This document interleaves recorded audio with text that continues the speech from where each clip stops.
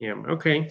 So we have a very interesting scenario when Jews approached the Red Sea, and they were about to, so to speak, drowned in the sea because Egyptians they're right behind them and are very worried and very scared.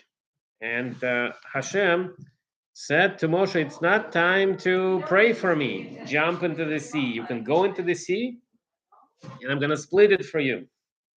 And we have a famous personality, Nachshon ben Aminadav, from the tribe of Yehuda, who jumped into the sea. And it says by the time when his nostrils reached the water and he is about to be drowned, the sea split for them and they were able to cross. So how did it happen? And actually, what split the sea? Because if Midrash says that Nachshon jumped into the sea, but this is something outside of the Torah Shebiksav, to the written Torah, because Torah says Hashem sent the strong west wind, and the strong west wind split the sea. What's the answer? And I heard on Shalom Zohar from Rabbi Goldberger Jr.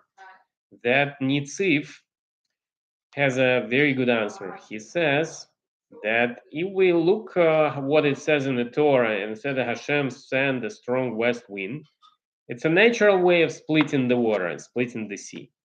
But it would take a long time. It may take a couple of hours, maybe half a day, maybe the whole 24 hours. So that's why it was told that they should daven to Hashem. So davening, praying for God, brings another dimension, another help when they realize that it's all coming from God, even though it appears like it's a west wind who is splitting the sea. And it also took the special Mesiras Nefesh, the willingness to sacrifice your life for Hashem when He tells you something to do. And that was a third parameter that Nachshon ben Abadav actually brought in, and that's how the sea actually split. And we have another very beautiful story that is told in this week's Haftorah.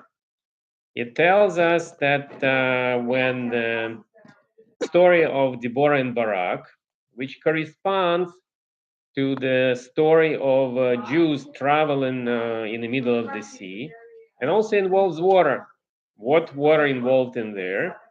It says that when Sisera, the general of king of I forgot his name, was attacking the Jews, and he had a super power behind himself. They have a iron chariots, and if you compare, let's say, iron sword comparing to the copper or bronze sword, it's almost like there's no way they could withstand in this battle.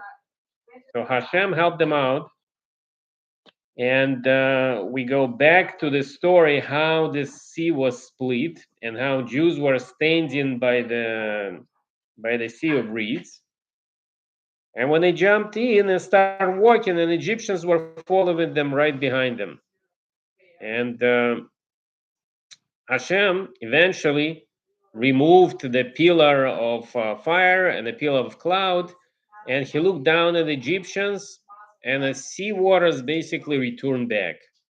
And Egyptian cavalry and all the Pharaoh's army was basically destroyed right there. And Hashem gave an order to the Malach of the sea, to the angel of the sea, and it speaks to us from the Gemara Talmud Sanhedrin, page 118, that God said to Malach of the sea, throw the Egyptians to the beach, so Jews can see their oppressors, and that would help them to feel the free people. And also they have a lot of gold jewelry on them. It was necessary to fulfill the promise to Abraham that they will be coming out with great wealth. But the Malach of the sea said, what do you mean, throw the Egyptians out? I have the whole army of fish I have to feed. I need those people. There will be, breakfast, lunch, and dinner for my fish. I need to take care of them. We have a business of splitting the sea and redeeming Israel, but there is a covenant between the nature and the God. The Hashem is not going to change the nature. So whatever exists should exist in the form that it's supposed to be. So Hashem promised to the angel of the sea there would be time. I'm going to pay you back. Make sure throw the Egyptians out of the water. And it says that when Pharaoh followed the Jews, he followed them with 600 chariots. Now, the story of the Deborah of the Barak says that king of Yabin had 900 chariots.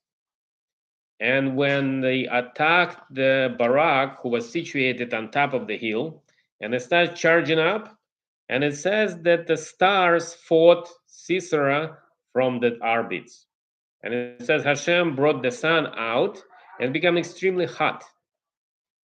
And Barak was able to overcome them when they came down, push them all the way down, and because all their helmets and all their weaponry become so hot, when the soldiers of Sisera finally reached the brook of Kishon, who was at the bottom of that hill, they were so hot they basically have to tear off their protection guards and just get some water to their faces, to the body, so they wouldn't cook from that heat.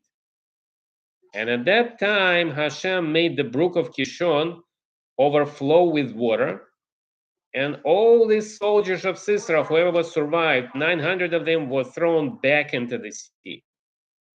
And the promise of Hashem to the angel of the sea that if you give me now 600 Egyptians, I'll pay you back 1.5 times with interest. And this is what happened.